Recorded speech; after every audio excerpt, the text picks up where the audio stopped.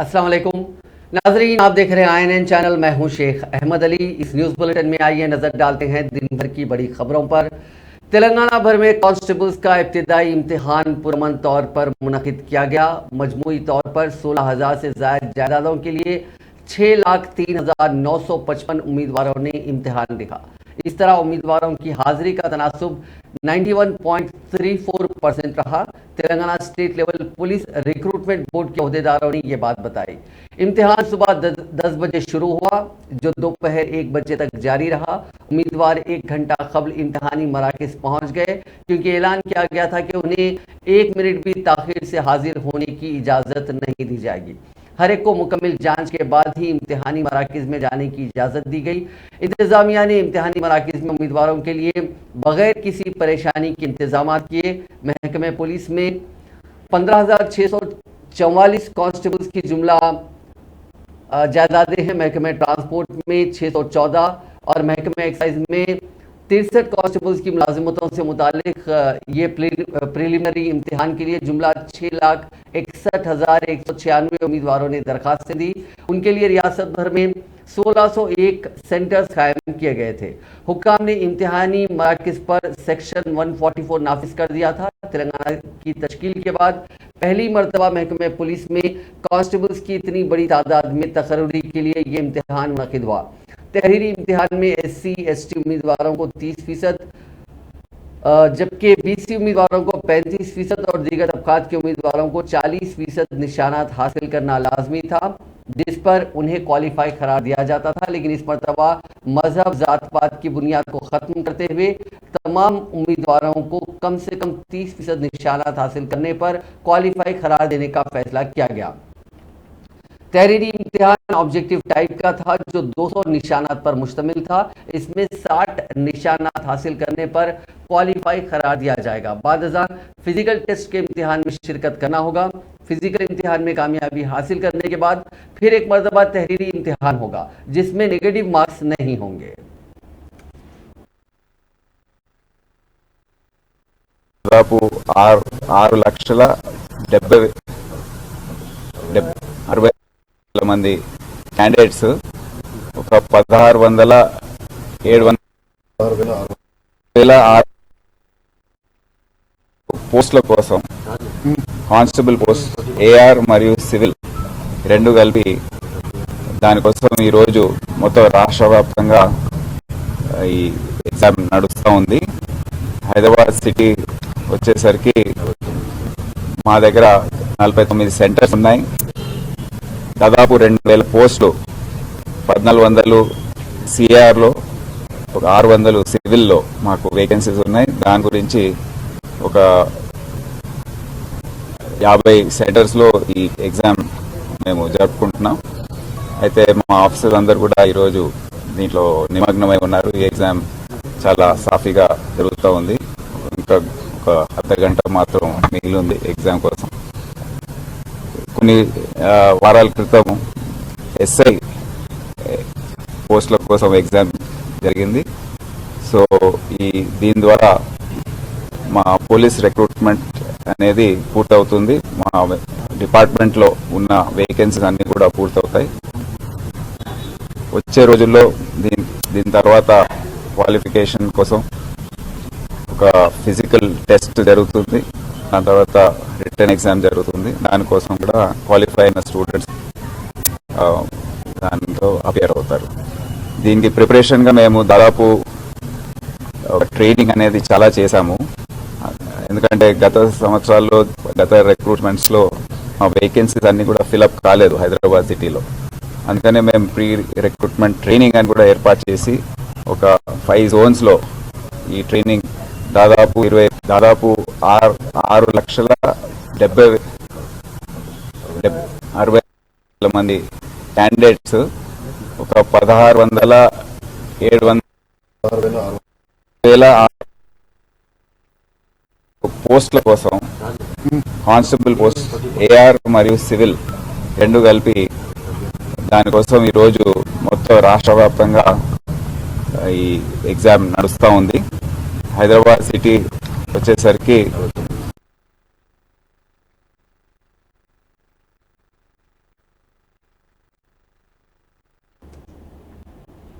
उस्मानिया hospital को national accreditation board for hospitals and health care providers का एजाज अनखरी मिलने वाला है। हॉस्पिटल के सुपरिंटेंडेंट डॉक्टर नागेंद्र के मुताबिक फिलवक्त हॉस्पिटल में 10 करोड़ 14 लाख रुपयों से हॉस्पिटल की तज़यीन नौ के काम जारी हैं। National accreditation board for hospitals and health care providers मुल्क में क्वालिटी काउंसिल ऑफ इंडिया का एक ब्रांच है जो सरकारी दवाखानों में बुनियादी सहूलियात, मरीजों को दी जाने वाली खिदमत, मियार और दीगर पैमानों का जायजा लेता है। मज़कूरा तमाम उमूर का जायजा लेने के बाद हॉस्पिटल्स को NABH का एजाज देता है। डॉक्टर नागेंद्र ने मजीद बताया कि उस्मानिया हॉस्पिटल की नई इमारत की तामीर के लिए 5 अरकान पर मुश्तमिल एक कमेटी ने जायजा लेने के बाद हुकूमत को एक रिपोर्ट पेश कर दी है। इस रिपोर्ट का जायजा लेने के बाद हुकूमत की जानिब से नई इमारत की तामीर की मंजूरी मिल जाएगी।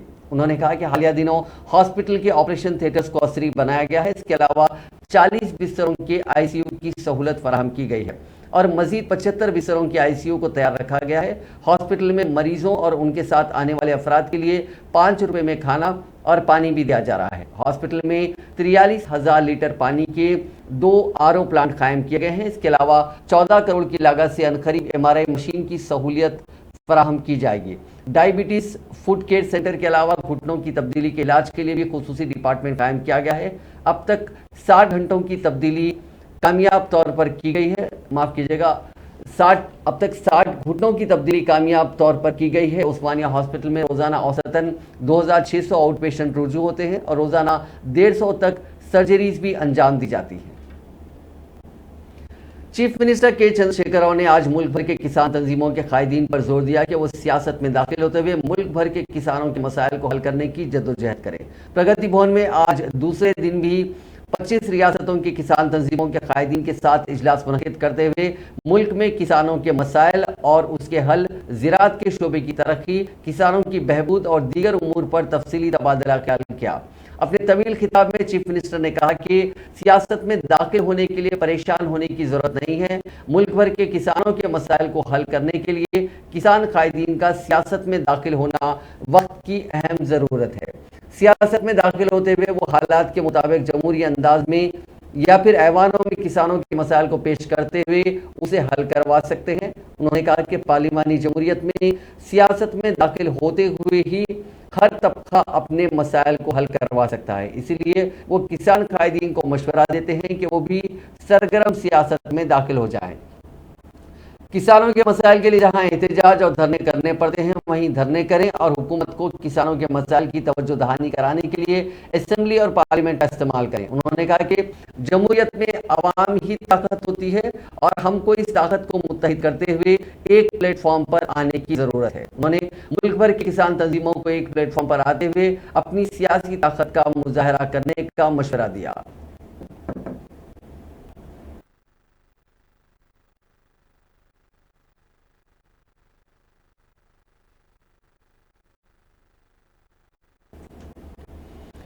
चीफ मिनिस्टर चंद्रशेखर राव ने बताया जाता है कि हुक्मरान जमात के कायदीन और कारकुनों को इस बात की हिदायत दी है कि वो बीजेपी को रियासत में अपनी बुनियादों को मुस्तहकम बनाने का कोई मौका फराहम ना करें। उन्होंने पार्टी कायदीन पर जोर दिया कि वो जाफरानी पार्टी के खिलाफ तेज़ व तुंद मुहिम चलाते हुए उसकी साजिशों, खतरनाक अज़ाइम व हरबों को उजागर करें जो फ़िरक़ावाराना कशीदगी को फ़रोग़ देते हुए मुल्क के सेकुलर ताने बाने को नुकसान पहुँचाना चाहती है। ज़राए के मुताबिक चीफ मिनिस्टर KCR के प्याम के बाद TRS की हिकमत अमली के मुताबिक रियासत के हर असेंबली हल्के में बीजेपी के खिलाफ घर घर ज़ुबानी मुहिम चलाते हुए जाफरानी पार्टी के अज़ाइम से अवाम को वाकिफ़ कराया जाएगा। इस दौरान घर घर या छोटे ग्रुपों की शक्ल में अवामी मुहिम चलाई जाएगी। इस मुहिम के दौरान अवाम को ये बताया जाएगा कि हुकूमत ने गुज़िश्ता 8 बरसों के दौरान रियासत को किस तरह तरक्की की राह पर गामजन किया और इस दौरान फ़िरक़ावाराना सियासत पर बीजेपी को ज़बरदस्त तनकीद का निशाना बनाया जाएगा। TRS के कारगुजार सदर KT रामाराव ने तेलंगाना में TRS हुकूमत के खिलाफ बीजेपी के कौमी सदर JP नड्डा की जानिब से लगाए गए इल्ज़ामात का मजाका उड़ाया और उनको मशवरा दिया कि वो मुनाफिकत ना करें। उन्होंने कर्नाटका की बीजेपी ज़ेर क़यादत हुकूमत के खिलाफ आयद इल्ज़ामात की भी तफसीलात पेश की, जहां पर हुकूमत के खिलाफ खुद बीजेपी के कायदीन, कॉन्ट्रैक्टर्स और यहां तक के साधुओं ने रिश्वतखोरी के इल्ज़ामात लगाए हैं। उन्होंने सोशल मीडिया पर न्यूज क्लिपिंग शेयर करते हुए ट्वीट किया कि कर्नाटका में बीजेपी जेर क़यादत हुकूमत की सूरत हाल शर्मनाक है। उन्होंने जानना चाहा कि बीजेपी की हामी सीबीआई और ईडी कहां हैं, जिनको जाफरानी जमात ने खुद की जेब की एजेंसियां करार दिया और उनके जरिए अपोजिशन जमातों को निशाना बनाया जा रहा है। तेलंगाना में जल्द ही मजीद मेडिकल कॉलेजेस का इफ्तिताह अमल में लाया जाएगा। सोशल मीडिया के अहम प्लेटफॉर्म ट्विटर पर सरगर्म रियासत की हुक्मरान जमात टीआरएस के कारगुजार सदर व रियासत के वजीर इंफॉर्मेशन टेक्नोलॉजी केटी रामाराव ने इस खुसूस में ये इत्तला अपने ट्विटर हैंडल से जारी की। उन्होंने कहा कि chief minister Chandrashekhar Rao medical education में तारीख रकम कर रहे हैं। उन्होंने कहा कि साल 2014 से पहले 67 बरस में तेलंगाना में सिर्फ 5 मेडिकल कॉलेजेस का क़याम अमल में लाया गया था। ताहम गुज़िश्ता 8 बरसों में 16 नए मेडिकल कॉलेजेस की मंजूरी दी गई और मजीद 13 का क़याम अमल में लाया जाएगा। हर जिले में एक मेडिकल कॉलेज कायम किया जाएगा। उन्होंने मजीद कहा कि संगारेड्डी मेडिकल कॉलेज, महबूबाबाद और नागर कर्नूल मेडिकल कॉलेज की इमारतों का काम तकरीबन मुकम्मिल हो गया है। सूर्यापेट, महबूबनगर, सिद्दीपेट और नलगुंडा मेडिकल कॉलेजेस काम करने के लिए तैयार हैं। कोतागुडम मेडिकल कॉलेज का जल्द ही इफ्तिताह अमल में लाया जाएगा। उन्होंने पूछा कि मोदी जी ने तेलंगाना के लिए कितने मेडिकल कॉलेजेस का क़याम अमल में लाया। टीआरएस रुकन असेंबली एम कृष्णा राव ने आज कुकटपल्ली में मुनक़िदा एक तकरीब में बीजेपी के सैकड़ों कारकुनों को टीआरएस में शामिल करते हुए उन्हें पार्टी खंडवा पहनाकर उनका पार्टी में खैर मकदम किया। इस मौके पर बात करते हुए उन्होंने कहा कि टीआरएस वाहिद सियासी जमात है जिसमें पार्टी के कारकुनों का ख्याल रखते हुए उन्हें बीमा पॉलिसी फराहम की जाती है। कृष्णा राव ने दावा किया कि आने वाले असेंबली इंतखाबात में टीआरएस हुकूमत अपनी कारकर्दगी के बुनियाद पर तीसरी मरतबा इख्तियार हासिल करते हुए हैट्रिक करेगी।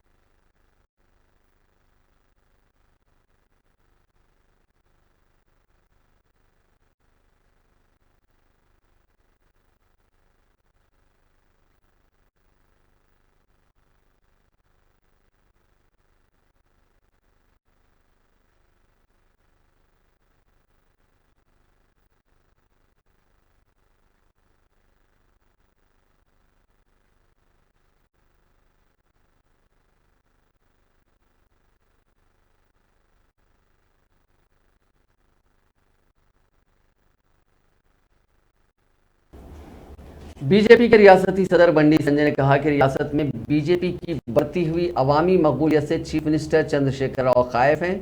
शहर हैदराबाद के कुकटपल्ली और श्रीलिंगमपल्ली असेंबली हलकों से ताल्लुक रखने वाले कई सॉफ्टवेयर इंजीनियर्स और नौजवानों ने बंडी संजय से मुलाकात करते हुए बीजेपी में शमूलियत इख्तियार कर ली। इस मौके पर खिताब करते हुए बंडी संजय ने कहा कि तेलंगाना में निज़ाम की हुक्मरानी चल रही है। चीफ मिनिस्टर चंद्रशेखर राव तेलंगाना के आखिरी निज़ाम है। जिस तरह हैदराबाद के आखिरी निज़ाम को तेलंगाना की आवाम ने घर तक महदूद कर दिया था, बहुत जल्द बीजेपी की क़यादत में यहाँ की आवाम तेलंगाना के नए निज़ाम को भी घर तक महदूद कर देंगे। उन्होंने कहा कि सरकारी सतह पर रिश्वत आम हो गई है। टीआरएस हुकूमत में कोई भी काम पैसों के बगैर नहीं हो रहा है। चंद्रशेखर राव की हरकतों से तेलंगाना आवाम का भरोसा सियासी हुक्मरानों पर खत्म हो रहा है।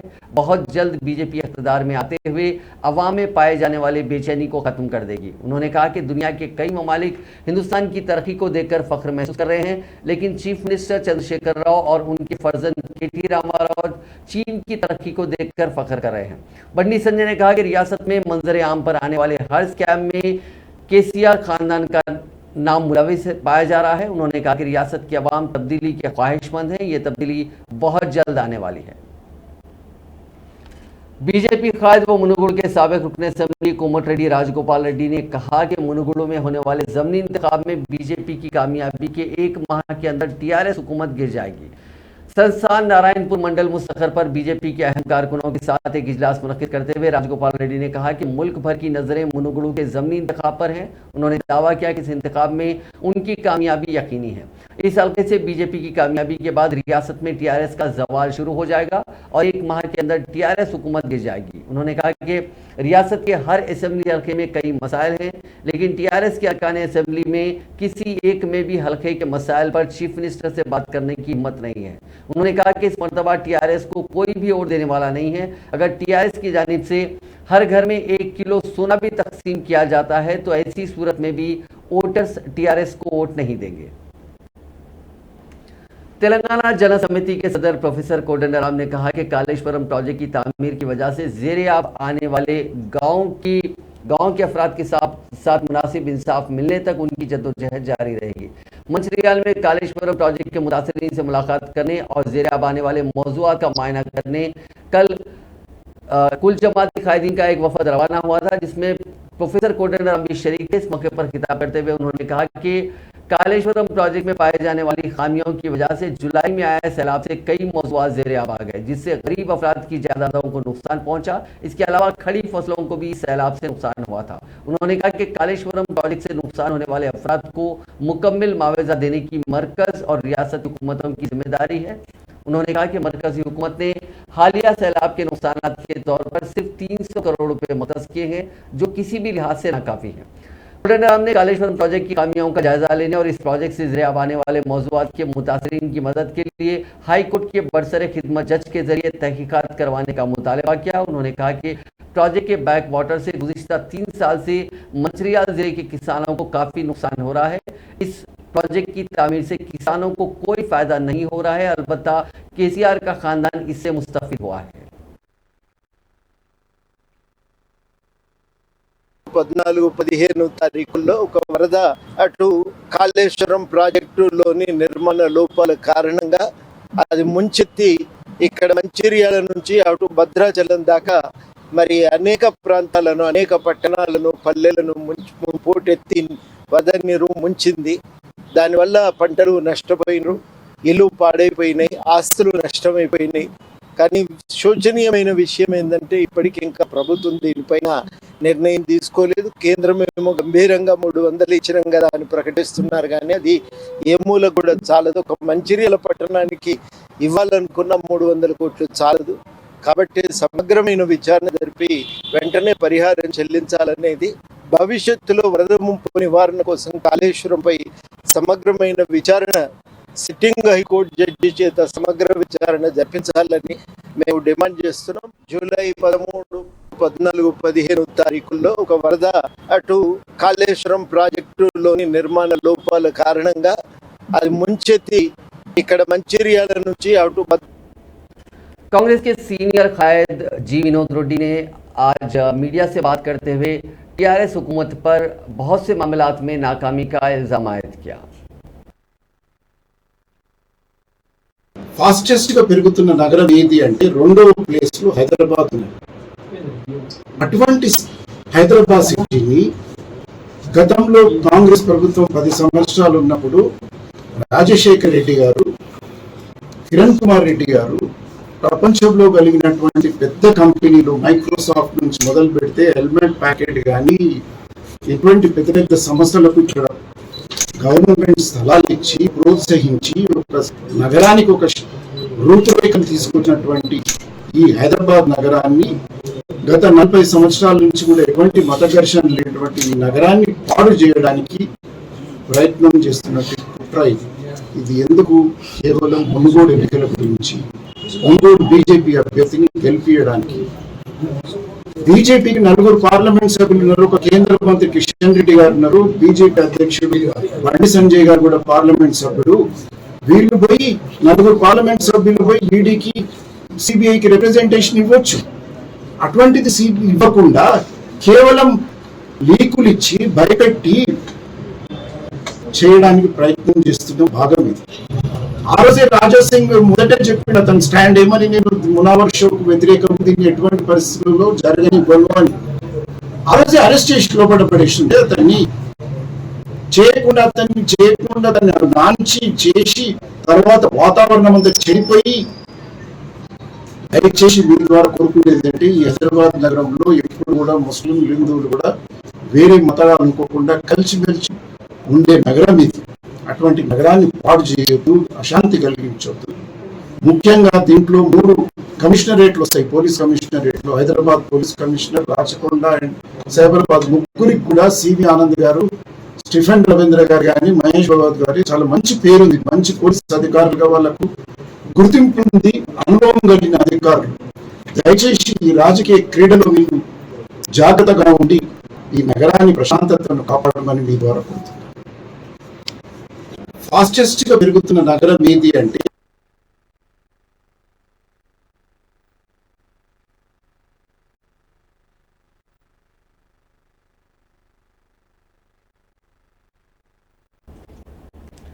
हैदराबाद रनर सोसाइटी की जानिब से मुनक़िदा NMDC हैदराबाद मैराथन 2022 के 11वें एडिशन में तकरीबन 9000 अफराद ने शिरकत की। NMDC के सदरनशीन व मैनेजिंग डायरेक्टर की जानिब से झंडी दिखाई गई। इस मैराथन में पुरजोश रनर्स ने हिस्सा लिया। सैबराबाद DCP के श्रीनिवास ने इस 10 के रन को झंडी दिखाई। इस रन में पुरजोश अफराद के साथ साथ तुलबा की बड़ी तादाद ने हिस्सा लिया। निजामाबाद जिले के वेलपुर मंडल मुस्तकर में रियासती वजीर वी प्रशांत रेड्डी की रिहाइशगाह पर खिदमत अंजाम देने वाले 25 साला देवेंद्र नामी नौजवान ने फांसी लगाकर खुदकशी कर ली। यह वाक़या आज बरोज़ इतवार की सुबह मंजर आम पर आया। वेलपुर मंडल मुस्तकर के देवेंद्र कुछ अरसे से रियासती वजीर प्रशांत रेड्डी की रिहाइशगाह पर काम कर रहे थे। देवेंद्र की खुदकशी एक मोहब्बत का मामला बताया जाता है। ताहम खुदकशी की वजूहात अभी तक सामने खुल के नहीं आई है। पुलिस और रियासती वजीर के ऑफिस के अहदेदारों ने इस बात की तस्दीक की है। काबिल जिक्र बात यह है कि नौजवानों की खुदकशी पर कोई बात नहीं कर रहा है। देवेंद्र की लाश को खामोशी से पोस्टमार्टम के लिए दवाखाना मुंतकिल किया गया, जिसके बाइस कई शुबात जाहिर किए जा रहे हैं। निजामाबाद शहर के हैदराबाद रोड पर वाक़े टी मार्ट में जबरदस्त आतिशज़दगी का वाक़या पेश आया। हफ्ते की निस्फ शब पेश आए आतिशज़दगी के वाक़े पर सुबह 6 बजे तक फायर टेंडर्स के अमले ने जद्दोजहद के जरिए आग पर काबू पाया। शुबा किया जा रहा है कि टी मार्ट में आग शॉर्ट सर्किट की वजह से लगी या किसी ने लगाई है। काबिल जिक्र बात है कि टी मार्ट के मैनेजर शेखर ने मकामी पुलिस स्टेशन में शिकायत दर्ज करवाई है कि नामालूम अफराद ने उनकी दुकान में आग लगाई है।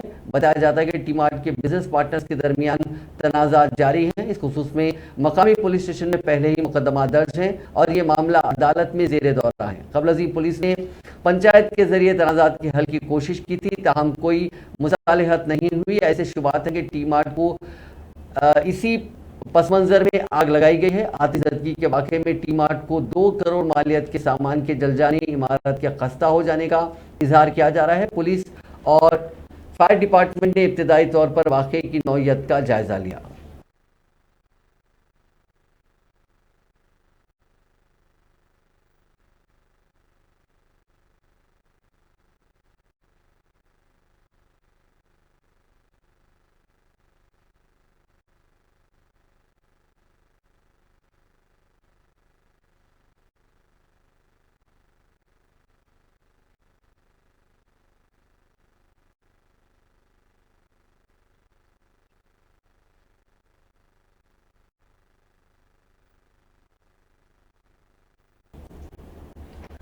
बच्चों को तैरना सिखाने के लिए रुजू होने वाली एक खातून का स्विमिंग कोच ने जिनसी इस्तेहसाल किया। यह वाकया शहर के मेडीपल्ली पुलिस स्टेशन में पेश आया।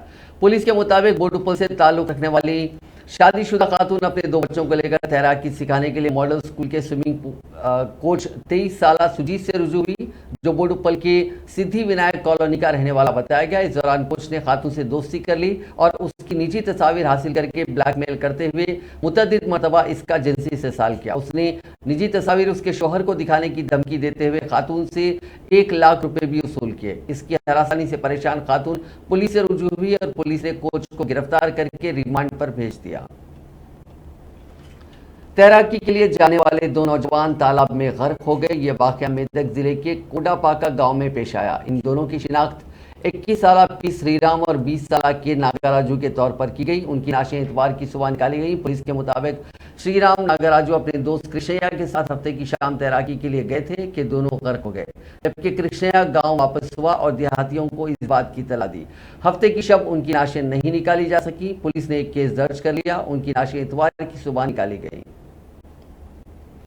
संगारेड्डी जिले में एक अफसोसनाक वाकये में एक नाबीना खातून और उसका बेटा पानी के संप में गर्क हो गए। ये संप उनके मकान से मुतसिल खोदा गया था। उनकी शिनाख्त 32 साल गंगामणि और 7 साल संगमेश्वर के तौर पर की गई। गंगामणि नाबीना थी, जबकि संगमेश्वर जहनी तौर पर मुतासिर था। उन दोनों की लाशों को संप में देकर मकामी अफराद ने उन लाशों को निकाला और पोस्टमार्टम के लिए नारायण खेड़ के एरिया अस्पताल मुंतकिल कर दिया गया।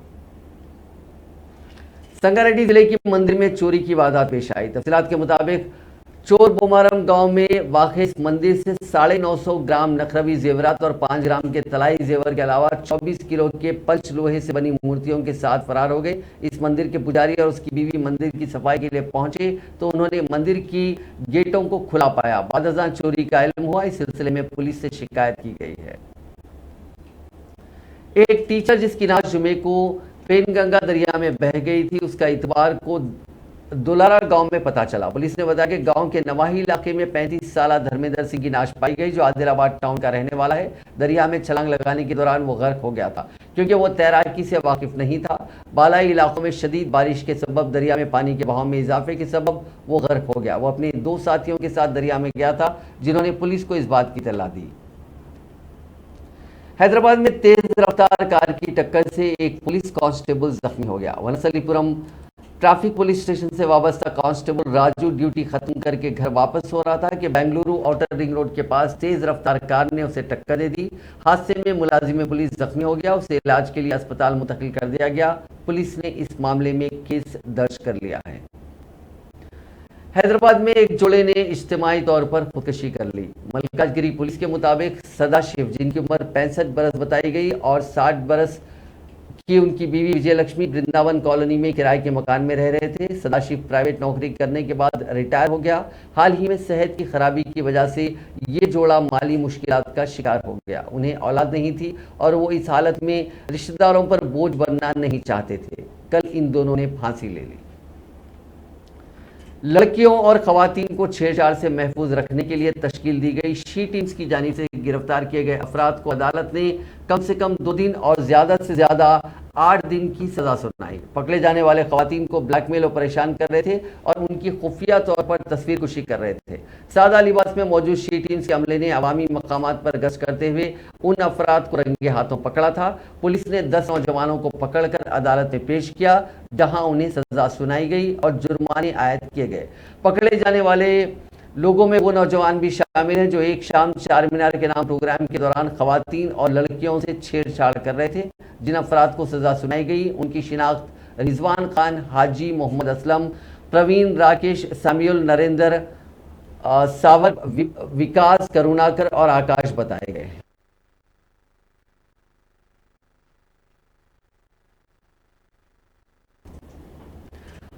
कौमी दारुल हुकूमत दिल्ली से मुंसलिक उत्तर प्रदेश के ज़िले गौतम बुद्ध नगर के नोएडा सेक्टर 93A में वाक़ गैर कानूनी तरीके से तामीर शुदा कसीर मंजिला रिहायशी सोसाइटी सुपरटेक के ट्विन टावर्स इतवार को धमाका करके ज़मीन दोस्त कर दिए गए। इस कार्रवाई में इस्तेमाल किए गए धमाका खैज मवाद के धमाके से किसी तरह के जानो माल के नुकसान की फिलहाल कोई इतला नहीं है। सुप्रीम कोर्ट के हुक्म के मुताबिक बदनुवानी की बुनियाद पर तामीर किए गए 32 मंजिला ट्विन टावर्स को नोएडा डेवलपमेंट अथॉरिटी और ज़िले इंतजामिया की निगरानी में आज दिन में 2:30 बजे मुनहदिम किया जाना था। घड़ी में 2:30 बजते ही सायरन की तेज आवाज सुनी गई और अगले 1 मिनट में रिमोट कंट्रोल से किए गए धमाके के बाद पल भर में ट्विन टावर्स ताश के पत्तों की तरह भरभरा कर गिर गए।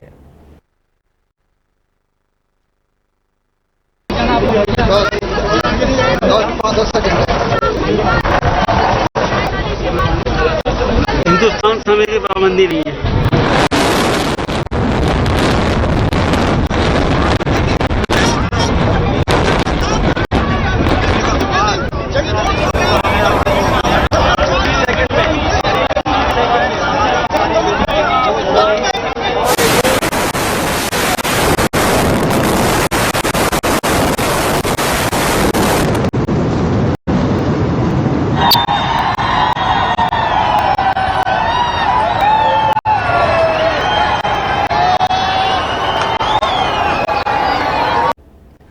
नाजरीन, इस न्यूज बुलेटिन में बस इतना ही। आप देखते रहिए INN चैनल।